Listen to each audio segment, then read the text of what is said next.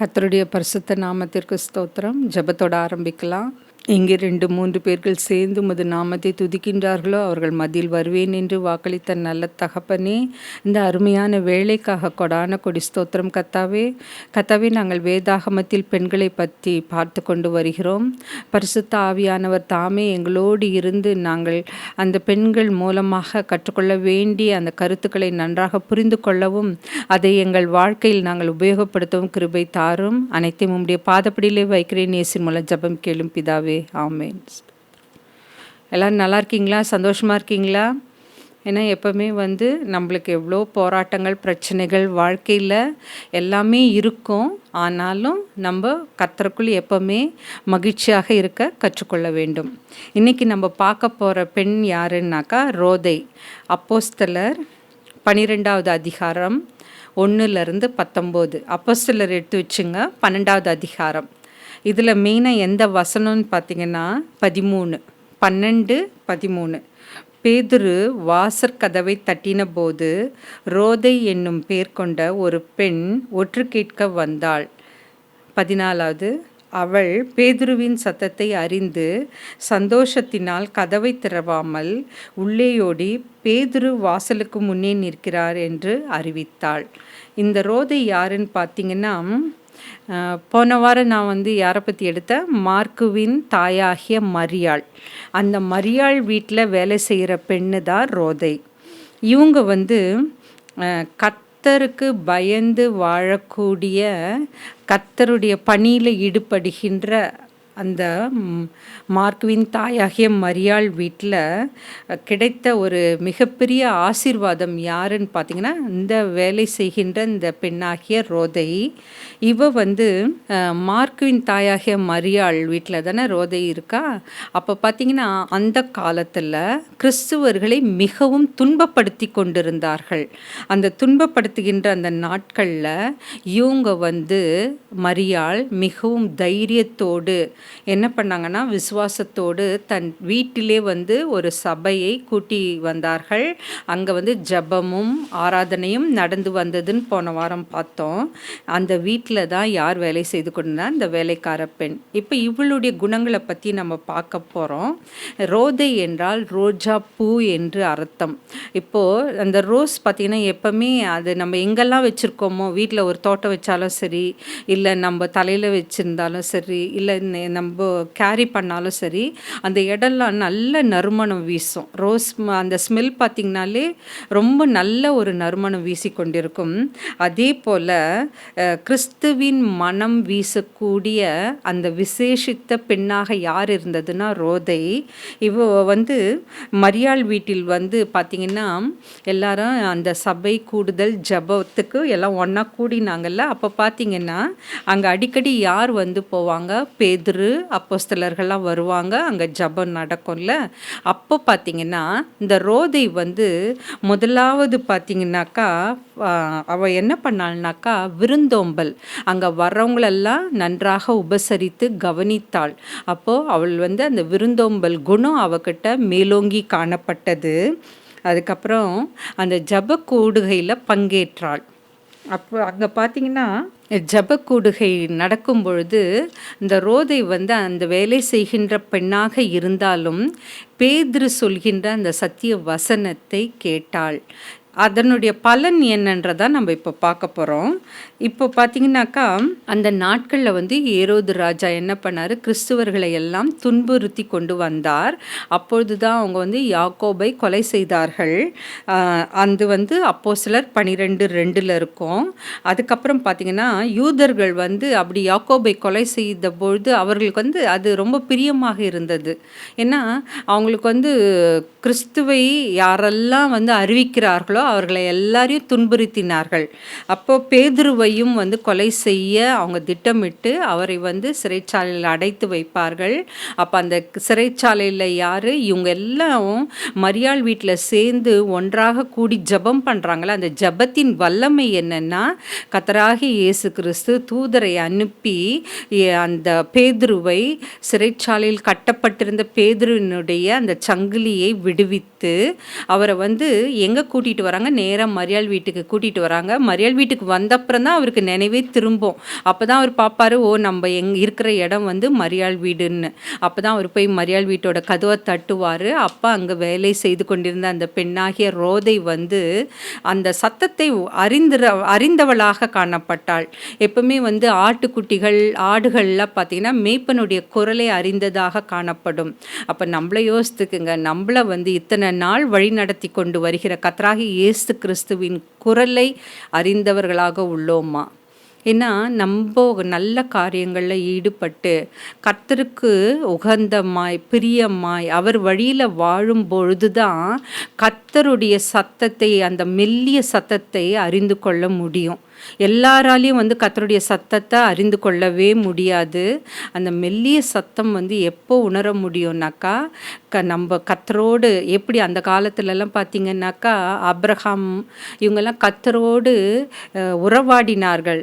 Day to day லைஃப்பில் அவரோட சஞ்சரித்து கொண்டு வந்தார்கள். அப்போது அப்போல்லாம் பார்த்திங்கன்னா, ஒரு சொப்பனமோ அப்படியெல்லாம் இல்லை. அவங்கெல்லாம் டைரெக்டாக they will contact or communicate with the God. தூதன் அனுப்புவார், அவங்களோட பேசுவாங்க. அப்படி தான் நம்ம வரலாற்றில் பார்த்துட்டு வரோம்.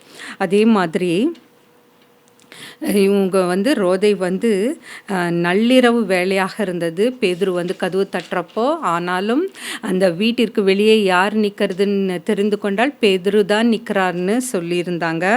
அது வந்து அப்போ போய் அவள் என்ன சொல்லுவான்னா, உடனே கதவு திறக்க மாட்டா, அந்த சந்தோஷத்தில் உள்ளே போய் சொல்லுவாள், அந்த மாதிரி பேதுரு தான் வந்திருக்காருன்னு. அப்போது அங்கே இருந்தவங்கெல்லாம் சொல்கிறாங்க, நீ பிதற்றுகிறாய் அப்படின்வாங்க. நம்ம கூட நிறைய காரியங்கள் வந்து சொல்கிறப்போ என்ன சொல்லுவோன்னா, வளராத, உனக்கு என்ன பைத்தியமா அப்படின்லாம் கேட்போம்ல. அதே மாதிரி தான் இங்கே ரோதையை வந்து கேட்குறாங்க. அப்போ அவள் வந்து அந்த ரோதையின் பேச்சை வந்து அவங்க கேட்டு நம்பலை. மார்க் 11:24 சொல்லியிருக்கிறபடி தாங்கள் ஜெயிக்கும் காரியத்திற்கு கர்த்தர் பதில் கொடுப்பார் என்று அங்கே கூடியிருந்தவங்க விசுவாசிக்கல. ஆனால் அதை யார் விசுவாசித்தது? ரோதை விசுவாசித்தாள். அவங்க எதுக்காக ஜெபம் பண்ணி கொண்டிருந்தாங்க? பேதுரு வந்து விடுதலை பெற வேண்டும். அது வந்து நடந்தது. அவ ஆணித்தரமாக நம்பினா. அதனால தான் கதவு தட்டுறப்போ அவள் யாருன்னு பார்க்காமே, கதவு கூட திறக்காம பேதுரு வந்திருக்காரு அப்படின்னு சொல்லுவா. அப்போ அவளுக்கு எவ்வளோ பெரிய விசுவாசம் பாருங்களா! அந்த வேலை செய்கின்ற அந்த பணிப்பெண்ணுக்கு இருந்த விசுவாசம் அங்கே யாருக்குமே இல்லை. அதுக்கப்புறமா வந்து நீ பிதற்றுகிறாய் என்று கூறினார்கள். அதனால அவள் வந்து கோவப்படலை, அதனால சோர்ந்து போல, உற்சாகத்தை இழக்கவில்லை. அவள் வந்து அவளை இழிவாக பேசினாலும் அதை ஒரு பொருட்டாக அவள் எடுத்துக்கொள்ளலை. அதுக்கப்புறமா அவள் வந்து மறுபடியும் என்ன சொல்கிறா, அது பேதுரு தான் என்று உறுதியாக கூறுகிறாள். இது எடுத்துக்கோங்க, அப்போஸ்தலர் 12ஆம் அதிகாரம் 15வது வசனம். அவர்கள் நீ பிதற்றுகிறாய் என்றார்கள், அவளோ அவர்தான் என்று உறுதியாய் சாதித்தாள். அப்பொழுது அவர்கள் அவருடைய தூதனாய் இருக்கலாம் என்றார்கள். அப்போ பார்த்தீங்கன்னா, இஸ்ரவேலர்களுக்கு வந்து அவர்களை பாதுகாக்க கர்த்தருடைய சாயலில் வந்து பாதுகாவலாக ஒரு தூதன் வந்து கொடுக்கப்பட்டிருப்பான் என்பது யூதர்களுடைய நம்பிக்கை. அப்போது ரோதை வந்து சொல்கிறா பேதுரு தான்னு. அப்போ இவங்க என்ன சொல்கிறாங்க, ஒருவேளை தூதனாக இருக்கலாம் அப்படின்னு சொல்கிறாங்க.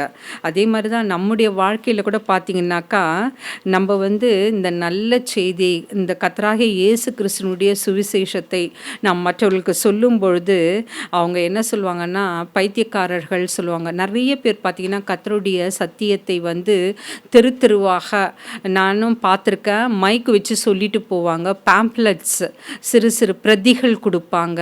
அவங்களெல்லாம் என்ன சொல்லுவாங்க, பைத்தியக்காரன், இவனுக்கு வேறு வேலையே இல்லை பாரு அப்படின்வாங்க. அதே மாதிரி நாம் கிறிஸ்துவுக்குள் வந்து அந்த மாதிரி நம்மளை கேவலப்படுத்துகிறப்போ, ஏளனப்படுத்துகிறப்போ நம்ம வந்து கிறிஸ்துவுக்குள்ளே உறுதியாக இருக்கிறோமா, இல்லை அவரை மறுதளிச்சிடுறோமா, இல்லை பேக் ஸ்லைடிங், அவரை விட்டு பின்வாங்கி போகிறோமா என்று நாமளே ஆராய்ந்து பார்க்கணும். அதுக்கப்புறம் பார்த்தீங்கன்னா, பேதுருவை பார்த்தோன்னே ரோதை வந்து ரொம்ப மகிழ்ச்சி அடைந்தாள். அதே போல் நாம் இயேசு கிறிஸ்துவை காணும் பொழுது, அவரை நம் உள்ளத்தில் வரவழைக்கும் பொழுது, அந்த ஒரு பெரிய சந்தோஷம் ஏற்படும் நம்ம வாழ்க்கையில. அந்த மாரி சந்தோஷம் நம்ம வாழ்க்கையில உண்டா என்பதை நம்ம சோதித்து பார்க்க வேண்டும். 1 கொரிந்தியர் 1:18 உள்ளபடி, சிலுவை பற்றிய உபதேசம் கெட்டுப் போகிறவர்களுக்கு பைத்தியமாயிருக்கிறது. அதனால நாம் சுவிசேஷத்தை சொல்லும்பொழுது நிறைய எதிர்பார்ப்புகள் வரும். ஆனாலும் சுவிசேஷத்தை சொல்வது நம்மேல் விழுந்த கடமையாக நாம் எண்ணி அதை 1 கொரிந்தியர் 19:16 கூறியிருக்கிறது போல, சுவிசேஷத்தை பற்றி அறியாதவர்களுக்கு நாம் அதை எடுத்து சொல்ல வேண்டும். நாங்கள் மாஸ்டர் இன் டிவினிட்டி பண்ணிகிட்ருக்கேன். அப்போ நாங்கள் ஃபீல்டு விசிட் போகிறப்போ ஒரு இடத்துக்கு போனோம். அந்த இடத்துல அன்ரீச்டு பீப்புள், இப்போ பீப்புள் குரூப்லேயே ரீச்டு பீப்புள் யாரெல்லாம் நம்ம போய் சந்திக்க முடியும், தொடர்பு கொள்ள முடியும், அதெல்லாம் ரீச்டு. அதே மலை சார்ந்த இடங்கள், காடுகள், அங்கெல்லாம் வாழ்ந்து கொண்டிருக்கிற ஜனங்களை பார்த்திங்கன்னா அன்ரீச்டு பீப்புள் குரூப், அவ்வளோ எளிதில் நம்ம போக முடியாது. அப்போ அந்த ஜனங்களுக்கு சுவிசேஷத்தை அறிவிக்கக்கூடிய மிஷினரிகள் மட்டும்தான் அங்கே இருப்பாங்க. அவங்களாலேயும் எல்லா இடத்துக்கும் போய் சொல்ல முடியாது. அப்போ கர்த்தர் சொல்வார் இல்லை, அறுப்பு மிகுதி ஆனால் வேலை ஆட்களும் குறைவாக இருக்கிறார்கள். ஸோ மிஷினரிமார்கள் குறைவாக இருக்கிறாங்க. எனக்கு அங்கே போனப்போ என்ன கஷ்டமாக இருந்ததுன்னா, எவ்வளவோ நன்மைகளை பெற்றுக்கொள்கிறார்கள். ஆனால் இதெல்லாம் உங்களுக்கு யார் கொடுத்தது, யாரால் வந்ததுன்னா இயேசு கிறிஸ்துன்ற அந்த ஒரு வார்த்தையை சொல்ல மாட்டேன்றாங்க. அது எனக்கு ரொம்ப மிகவும் கவலையாக இருந்தது. இன்னொன்று பார்த்தீங்கன்னா, அந்த மலை தேசத்தில் ஐடல் வர்ஷிப் நிறையா இருக்குது. அங்கங்கே பார்த்தா ஒரு தெருன்னு போனோம்னா அந்த வில்லேஜில் அங்கே ஒரு சிலை வச்சுருக்காங்க. அப்படி ஒரு விக்கிரக ஆராதனை நிறைந்த இடமாக காணப்படுகிறது. அதுக்கு முக்கியத்துவம் தர அதே மக்கள், கர்த்தராக இயேசு கிறிஸ்து உண்மையான கர்த்தர் ஒருவர் இருக்கிறாரு, அவர் தான் இந்த இடத்துலையும் உங்களை போஷித்து கொண்டு வருகிறார், பாதுகாத்து கொண்டு வருகிறார் என்பதை அந்த மக்கள் தெரிந்திருந்தாலும் அறியாமையில் வாழ்ந்து கொண்டிருக்கிறார்கள். சத்தியத்தை போய் சொல்கிறாங்க, ஆனால் அவங்க காது கொடுத்து கேட்க அங்கே ஜனங்க இல்லை. அது எனக்கு ரொம்ப மன வருத்தமாக இருந்தது. என்னடா அது. அப்போது நான் நினச்சேன், இந்த 2 நாள் 3 நாள் நம்ம வர்றது வேஸ்ட்டு. போனால் 1 மாதம், அட்லீஸ்ட் 10 days போய் சத்தியத்தை கொஞ்சமாவது யாருக்காவது சொல்லணும் அப்படின்ற வாஞ்சை என்னுள்ள இருந்தது. அப்போ தான் நாங்கள் எங்களை நாங்களே அர்ப்பணித்தோம். ஏசப்பா, நாங்கள் எங்கே போனோன்னு சொல்லு, அந்த இடத்துக்கு நாங்கள் போக தயாராக இருக்கிறோம், யாருக்கெல்லாம் சத்தியம் அறிவிக்கப்படலையோ அந்த இடத்துக்கு போக நாங்கள் தயாராக இருக்கிறோம் அப்படின்னு நாங்கள் அர்ப்பணம் பண்ணோம். அந்த உண்மையை அப்போ தான் உண்மையான நிலவரம் நம்மளுக்கு தெரியாதுல்ல. அறிக்கையில் வாசிப்போம், இத்தனை பேர் போனாங்க, சுவிசேஷம் சொன்னாங்க, இத்தனை பேர் மனம் திரும்பினாங்க, இத்தனை சபைகள் இருக்குது. ஆனால் உண்மையான நிலவரம் நம்ம அங்கே போய் பார்க்கும் பொழுது மிகவும் வேதனையாக உள்ளது.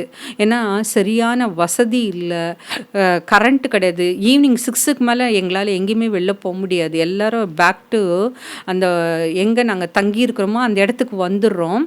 அவ்வளோ அங்கங்கே ஒரு லைட்டு. ஆனால் நம்மளுக்கு பாருங்கள், கர்த்தராகிய இயேசு கிறிஸ்து அவ்வளோ அருமையான ஒரு வாழ்க்கையை தந்திருக்காரு. ஒரு நல்ல வீடு, 24 hours எலக்ட்ரிசிட்டி, தண்ணி கிடைக்குது, ரோடெல்லாம் நல்லா இருக்குது. கொஞ்சம் மேடு பள்ளமாக இருந்தாலே நம்ம புலம்புறோம்ல, அங்கே போகிற இடம்லாம் மேடும் பள்ளமாக தான் இருக்குது. தார் ரோடு பார்க்குறதே அரிதாக உள்ளது. ஆனால் கர்த்தர் நம்மளுக்கு எல்லாவற்றையும் ஆசீர்வதித்து தந்திருக்காரு. அவருக்காக நம்ம என்ன செய்கிறோம் அதை யோசித்து பாருங்கள். ஏன்னா நம்மளுக்கு இப்போ நான் ஒரு மெசேஜ் கொடுக்குறேன்னா என்னை யாருமே தடை பண்ணலை, நீ சொல்லக்கூடாது, நீ இதை சொல்லக்கூடாது, நீ இந்த கருத்தை சொல்லக்கூடாதுன்னு யாருமே தடை பண்ணல. சுதந்திரமாக நான் சொல்கிறேன்.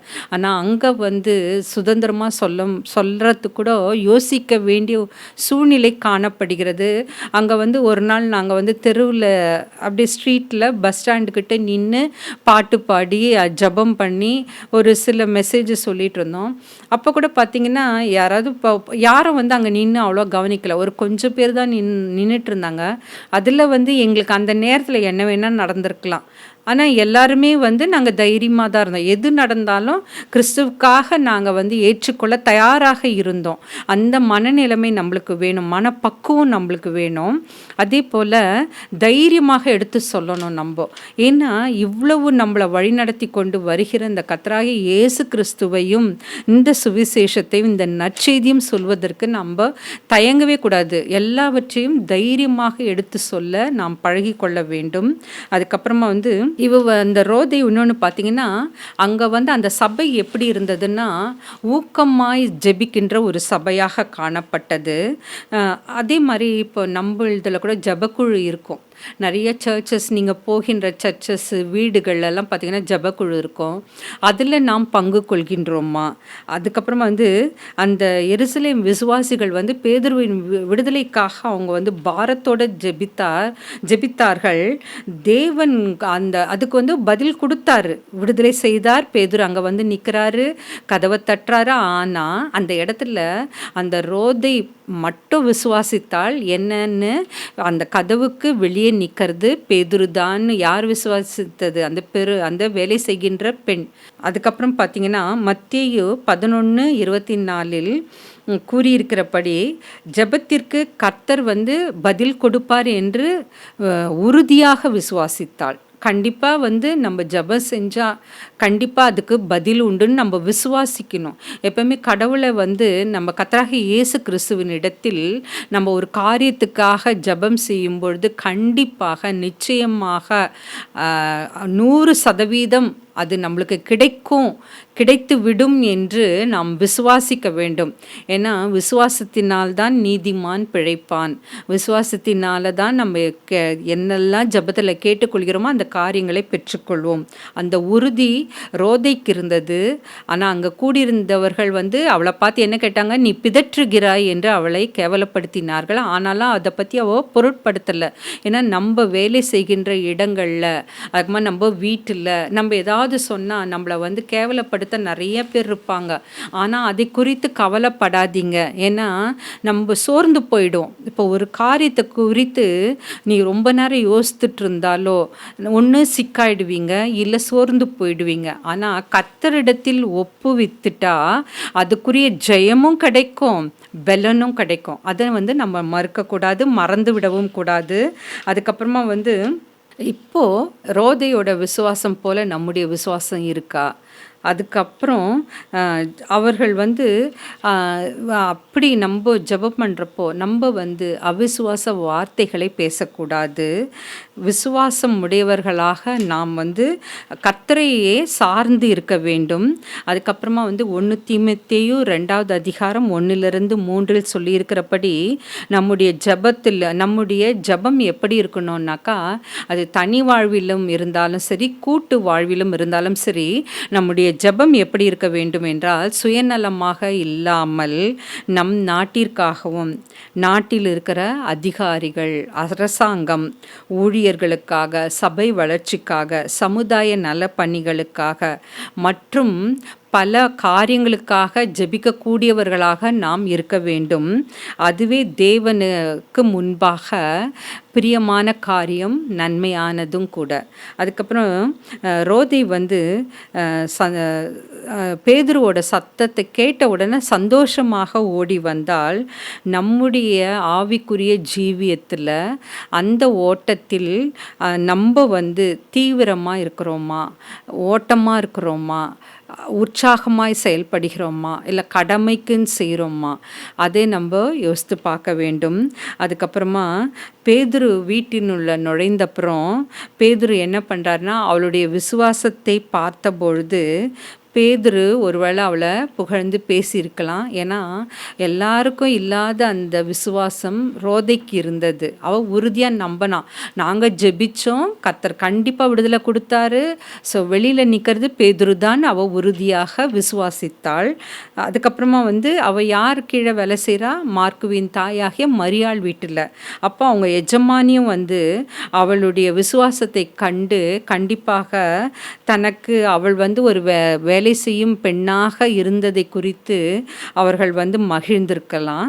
அதுக்கப்புறமா வந்து பேதுரு அவளை பார்த்து என்ன சொன்னாங்க, நீ பிதற்றுகிறாய் என்று இழிவாக பேசினாலும் அவள் வந்து அதை கொஞ்சம் கூட பொருட்படுத்தாமல் விசுவாசத்தோடு செயல்பட்டது வந்து பாராட்டத்தக்கது. அதுக்கப்புறமா இப்போ ஆல்ரெடி நான் பிகினிங்லேயே சொன்னேன், இந்த ரோஜா பூ எப்படி மனம் வீசுகின்றதோ அது இருக்கிற இடத்துலலாம் மனத்தை வீசு கொண்டிருக்கிறதுல, அதே போல் ரோதையின் வாழ்க்கையில் பார்த்திங்கன்னா அந்த அவளுக்கு இருந்த நற்பண்புகள் என்னென்ன பார்த்திங்கன்னா, ஒன்று வந்து ஜபக்கூடுகையில் பங்கேற்றாள். அதுக்கப்புறமா ரெண்டாவது வந்து விசுவாசம் இருந்தது. அதுக்கப்புறமா கர்த்தருடைய வசனத்தை கேட்டா. அதுக்கப்புறமா அவளை இழிவாக பேசினாலும் அதை பெரிதாக பொருட்படுத்தவில்லை, பொறுமையாக இருந்தா. அதுக்கப்புறமா கண்டிப்பாக நம்ம ஜபத்தில் என்ன கேட்டாலும் கிடைக்குன்ற அந்த உறுதியான விசுவாசத்தில் இருந்தால் இந்த நல்ல பண்புகள் அவளிடத்தில் காணப்பட்டது. அந்த நல்ல பண்புகள் நம்மளிடத்திலும் காணப்பட நாம் கர்த்தரிடத்தில் கர்த்தரிடத்திலிருந்து அதை பெற்றுக்கொள்ள கர்த்தர் வந்து நம்மளுக்காக கண்டிப்பாக நம்ம கேட்குறப்போ அவர் கண்டிப்பாக நம்மளுக்கு தருவார். அதை நம்ம நம்பணும், விசுவாசிக்கணும், அதில் உறுதியாக இருக்கணும். ஸோ இன்றைக்கி நம்ம ரோதை பற்றி பார்த்தோம். ரோதைக்கு இருந்த நல்ல பண்புகள் என்ன? அவள் வந்து கிறிஸ்துவின் மனம் வீசுகின்ற நல்ல பண்புகளை உடையவளாக காணப்பட்டாள். அதுக்கப்புறமா ரெண்டாவது பார்த்திங்கன்னா விருந்தோம்பலில் சிறந்து விளங்கினாள். அதனால தான் அந்த வீட்டுக்கு வர்றவங்கெல்லாம் ரோதை கவனிக்கிறத வச்சு சந்தோஷப்பட்டிருப்பாங்க. ஏன்னா இப்போ நம்ம வீட்டுக்கு கூட நம்ம நல்லா கவனிச்சோன்னா ஒரு சிலர் வந்து அடிக்கடி நம்மளை பார்க்க வருவாங்க, பேச வருவாங்க. பார்த்துருக்கீங்களா? ஏன்னா இந்த வீட்டுக்கு போனால் எனக்கு கம்ஃபர்டபுளாக இருக்குது. அதே ஒரு சில வீட்டுக்கெல்லாம் நம்ம போகவே மாட்டோம். அது ரிலேட்டிவாக இருந்தால் கூட போக மாட்டோம். ஏன்னா வி ஆர் நாட் கம்ஃபர்டபுள். அந்த பிளேஸுக்கு போகிறதுக்கு நம்ம வந்து விருப்பப்பட மாட்டோம். ஆனால் இங்கே மார்க்குவின் தாயாகிய மரியாள் வீட்டுக்கு செல்வதற்கு எல்லாருமே அந்த ஜபம் வந்து சபை கூடுதல், ஜபத்தில் பங்கேற்கிறது எல்லாமே அங்கே வந்து நடைபெற்று கொண்டு வந்தது. அதுக்கப்புறமா வந்து மூணாவது பார்த்திங்கன்னா அவள் வந்து ஜப கூடுகையில் பங்கேற்றாள், வேத வசனத்தை கவனித்தாள். அதுக்கப்புறமா வந்து அவளை இழிவாக பேசினாலும் அவள் வந்து அதை பொருட்படுத்தாமல் தீவிரமாக செயல்பட்டாள், விசுவாசத்தில் உறுதியாக இருந்தாள். அதுக்கப்புறமா வந்து அந்த விசுவாசத்தின் மூலமாக அவள் வந்து அவளை பார்த்து கற்றுக்கொண்டுகின்ற பாடங்கள் வந்து நிறைய இருந்தது. விசுவாசத்தில் உறுதியாக இருந்ததுனால அவன் நம்பினான். அப்படின்னா நம்ம ஜபம் பண்ணுகிற பொழுது நம்மளுக்கு ஒரு சில காரியத்தை குறித்து நம்ம ஜபம் பண்ணும்பொழுது இந்த காரியங்கள்லாம் கண்டிப்பாக கிடைக்கணும் அப்படின்ற அந்த உறுதியான விசுவாசத்தில் இருந்தா. ஸோ இந்த செய்தி கேட்டுக்கொண்டிருக்கிற நம்ம கூட விசுவாசத்தில் உறுதியாக இருக்கணும். ரோதை போல் யாராவது நம்மளை வந்து பழிச்சாலோ இல்லை அசிங்கமாக பேசினாலோ கேவலமாக பேசினாலோ நம்ம வந்து அதை பொருட்படுத்தக்கூடாது. அதை குறித்து நம்ம வந்து ரொம்ப நேரம் யோசித்து நாமளே சிக்காயிடுவோம். அதுக்கப்புறம் நம்மளுக்கு வந்து அது வீணான நேரம் கூட. கர்த்தரிடத்துல ஒப்புவிடு. அவர்கிட்ட நம்ம சரண்டர் ஆயிட்டோன்னு வச்சுங்களேன், ஹீ வில் டேக் சார்ஜ். அவர் நமக்கான காரியங்களை அவர் நமக்காக செய்வார், பரிந்துரைப்பார். ஸோ அதை நம்பணும், விசுவாசிக்கணும். ஜெபம் பண்ணலாமா? நேற்றும் இன்றும் என்றும் மாறாதவராய் இருக்கிற நல்ல தகப்பனே, இந்த ரோதையை பற்றி பார்த்தோம் ஆண்டவரே. அவள் பணிப்பெண்ணாக இருந்தாலும் கர்த்தாவே உம்மிடத்தில் விசுவாசத்தில் உறுதியாக இருந்தால் கர்த்தாவே, நம் ஜெபத்தில் எதையெல்லாம் கேட்கிறோமோ அதை பெற்றுக்கொள்வோம் என்று உறுதியாக இருந்தால், கடுகளவு விசுவாசம் இருந்தால் இந்த மலையை பார்த்து பெயர்ந்து போ என்று சொன்னால் அது போகும் நீ சொல்லியிருக்கிறீர் ஆண்டவரே. அந்த விசுவாசத்தை எங்களுக்கு தாரும் ஏசப்பா. எங்களில் இருக்கிற அந்த அவ்விசுவாசத்தை எடுத்து போற்றலும் கர்த்தாவே. அது சிறிய காரியமானாலும் பெரிய காரியமானாலும் ஏசப்பா, நாங்கள் எதெல்லாம் ஜபத்தில் வேண்டி கேட்டுக்கொண்டிருக்கிறோமோ அதையெல்லாம் பெற்றுக்கொள்வோம் என்று நாங்கள் உறுதியாக விசுவாசிக்கிறோம் ஆண்டவரே. இந்த ஜபத்தை என்னோடு சேர்ந்து சொல்கின்ற ஒவ்வொருவரையும் நீர் ஆசீர்வதித்தருளும். இந்த சத்தியத்தை கேட்ட ஒவ்வொருவரையும் நீர் ஆசீர்வதித்தருளும். ரோதை போல அவர்களும் விசுவாசத்தில் உறுதியாக இருக்க நீர் அவர்களுக்கு கிருபை தாரும் கர்த்தாவே. அவர்கள் போக்கிலும் வரத்திலும் அவர்களோடு இருந்து அவர்களை வழிநடத்தட்டும் ஆண்டவரே. அவர்களுக்கு எந்த விதமான சிக்னஸ் இருந்தாலும் நீர் அதை எடுத்து போடும் ஆண்டவரே. யாரெல்லாம் இப்பொழுது தன்னுடைய சுகத்திற்காக பலத்திற்காக தங்களுடைய நோய்க்காக ப்ரேயர் பண்ணிட்டு இருக்கிறாங்களோ அவங்கள எல்லாம் உம்முடைய கரத்தினாலே தொடும் ஆண்டவரே. அவர்களுக்கு சுகத்தை சுகத்தை தாரும் கத்தாவே. இப்பொழுதே இந்த நிமிடமே அது என்ன சிக்னஸாக இருந்தாலும், டயபெட்டிக்கா இல்லை பிபியா இல்லை கேன்சரா இல்லை வேறு எந்த பிரச்சனைகள், மூட்டு வலியா கண் வலியா கால் வலியா ஸ்பைனல் ப்ராப்ளமா எதுவாக இருந்தாலும், எந்த நோயாக இருந்தாலும் ஏசப்பா அவர்களுக்கு இப்பொழுதே அதிலிருந்து ஒரு விடுதலையை தாரும் கத்தாவே. பரிசுத்த ஆவியான தாமே அவர்களோடு இருந்து அவர்கள் வாழ்க்கையை வழி நடத்த நீர் கிருபை தாரும் ஆண்டவரே. அனைத்தையும் உம்முடைய பாதப்படியிலே வைக்கிறேன் ஆண்டவரே. இயேசு மூலம் ஜெபம் கேளும் பிதாவே. ஆமென்.